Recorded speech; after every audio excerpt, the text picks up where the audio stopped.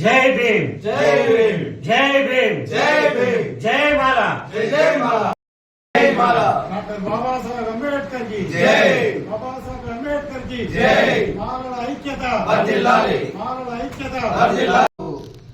దేశమే కాదు ప్రపంచవ్యాప్తంగా బాబాసాహెబ్ యొక్క జన్మదిన వేడుకలు జరుపుకుంటున్న సందర్భంలో ఆ రోజు ప్రభుత్వం ఎస్సీ వర్గీకరణకు సంబంధించిన జీవోని విడుదల చేయడం మేము బ్లాక్ డేగా భావిస్తున్నాం.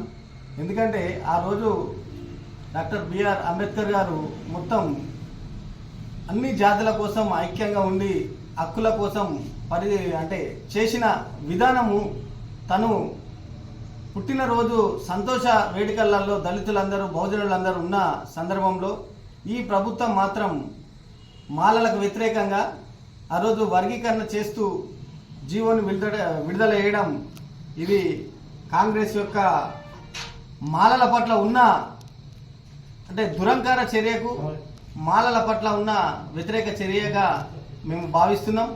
దీన్ని ఈ విడుదల చేయడాన్ని మేము మాలలకు బ్లాక్ డేగా భావిస్తున్నాం. ఈ ప్రభుత్వం మేము దీన్ని న్యాయబద్ధంగా చేసినట్టయితే ప్రభుత్వానికి స్వాగతం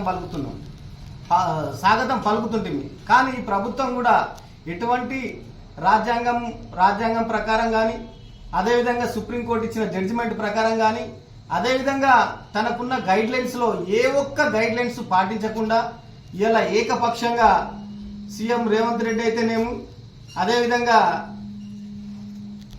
బట్టి విక్రమార్క అయితేనేమి ఆ రోజు విడుదల చేయడం, అదేవిధంగా నిన్న జరిగినటువంటి సిఎల్పి మీటింగ్లో వర్గీకరణ చేసినాం కాబట్టి ఇది కాంగ్రెస్ విజయంగా బట్టి విక్రమార్క చెప్పడం ఇది చాలా విడ్డూరం.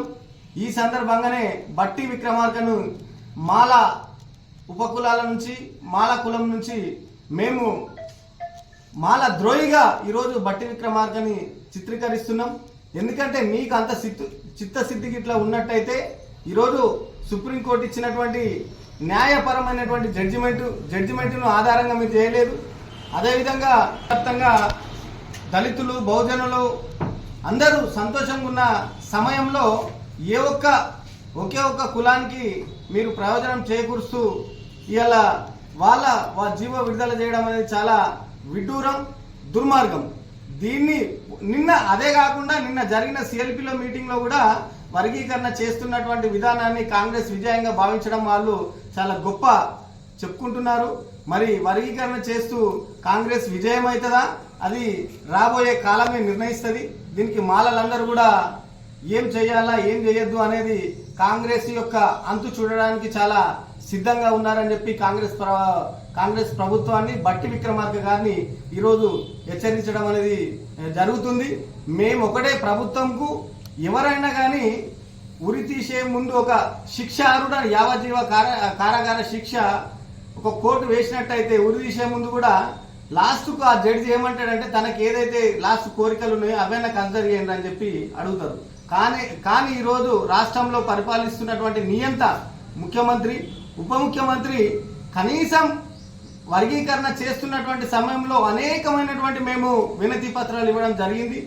న్యాయపరంగా చెయ్యండి అని చెప్పి మేము అనేక సందర్భాలలో ప్రతి అడుగున వాళ్ళకు మెమోరాండాలు ఇవ్వడం జరిగింది.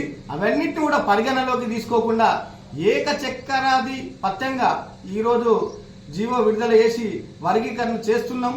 ఇది కాంగ్రెస్ విజయంగా భావిస్తున్నాం అన్నట్టు అనడం చాలా విడ్డూరంగా ఉంది. దీన్ని మేము భవిష్యత్తులో ఇది కాంగ్రెస్ విజయమా లేకపోతే కాంగ్రెస్ పతనానికి నాంది అని చెప్పి మేము ఈ కాంగ్రెస్ పార్టీని మేము హెచ్చరిస్తున్నాం.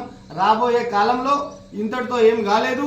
మేము ఈ కాలాన్ని నమ్ముకున్నాం, న్యాయాన్ని నమ్ముకున్నాం, డాక్టర్ బాబాసాహెబ్ రాసినటువంటి రాజ్యాంగాన్ని నమ్ముకొని ఉన్నాం. కాబట్టి ఈ ప్రభుత్వానికి త్వరలోనే ఈ మాల జాతి యొక్క బలం కానీ, అదేవిధంగా న్యాయానికి ఉన్న బలం కానీ, అదేవిధంగా రాజ్యాంగానికి ఉన్నటువంటి చట్టబద్ధతని కాంగ్రెస్ పార్టీకి రుచి చూపెట్టబోతున్నాం. మేము కాంగ్రెస్ పార్టీని ఒకటే హెచ్చరించదలుచుకున్నాం, మీరు ఎవరికైనా న్యాయం చేస్తే సమపాలు ఆలోచించి న్యాయం చేయాలని చెప్పి మేము కోరినప్పటికీ కూడా వీళ్ళు ఒంటరిగా ఒక కులానికి మాత్రమే చేయడం అనేది ఇది విడ్డూరంగా మేము భావిస్తున్నాం. అదేవిధంగా ఇప్పుడు రోస్టర్ పాయింట్ విధానంలో ఇట్లా మనం ఆలోచించినట్టయితే రోస్టర్ పాయింట్ విధానంలో గ్రూప్ 1 కు ఏదైతే రిజర్వేషన్ ఇచ్చిండ్రో అది రోస్టర్ లో దానికి 7% రోస్టర్ విధానంలో ఇవ్వడం జరిగింది. రిజర్వేషన్ సంఖ్యలో 1 అయితే రోస్టర్ విధానంలో 7 ఇచ్చిండ్రు. అదేవిధంగా గ్రూప్ 2 ఉన్నటువంటి మాదిగ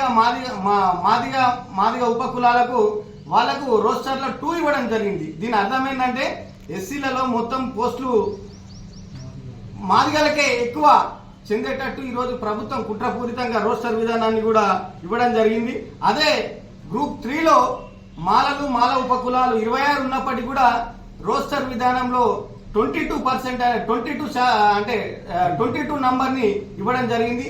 అంటే దళితులలో మొత్తం రిజర్వేషన్ లో అంటే 22 పోస్టులు ఒకవేళ ఉద్యోగాల భర్తీకి విషయానికి ఇట్లా మనం వచ్చినట్టయితే 22 పోస్టులు మిగతా కులాలు అంటే ఫిలప్ అయిన తర్వాత 22 పోస్టుల కంటే ఎక్కువ ఉంటేనే మాలలకు దీంట్లో ప్రయోజనం కలుగుతుంది.